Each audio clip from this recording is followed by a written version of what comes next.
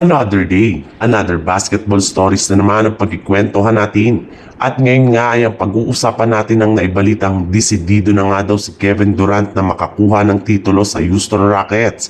At ang balitang dapat na nga daw kunin ng Golden State Warriors si Giannis Antetokounmpo. Matapos ng malaman ni Kevin Durant na opisyal na siyang na-trade ng Phoenix Suns sa Houston Rockets, ay hindi nga niya napigilan pa ang kanyang sarili na mapangiti na lang.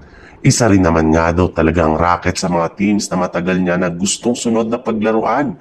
Matapos na mga magsunod-sunod ang malalamyang kampanya ng Suns na mga nagdaang taon. At dahil nga sa nangyaring ito kay Durant ngayong araw, ay tuluyan na nga daw nito na nakumpleto ang jersey rainbow sa lahat ng mga team na sinalihan nito. Simula pa sa Seattle Supersonic, Oklahoma City Thunder, Golden State Warriors, Brooklyn Nets, Phoenix Suns, at ngayon naman sa kanyang bagong team na Houston Rockets. Kaya aasa na naman nga ito na makakakuha na siyang muli ng kanyang bagong kampyonato ng walang tulong ni Stephen Curry at ang Golden State Warriors.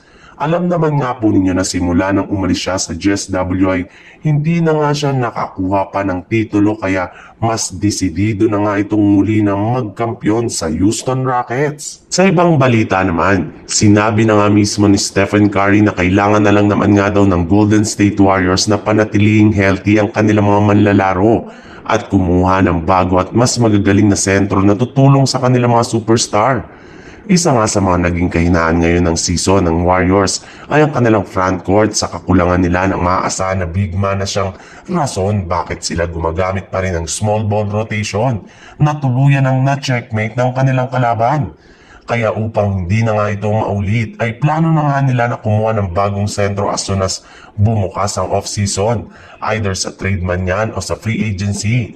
Ngunit kung ang isang NBA insider nga daw ang inyong tatanungin, hindi pa rin naman nga daw talaga sinasarado ng GSW ang posibilidad na kunin nila si Giannis Antetokounmpo.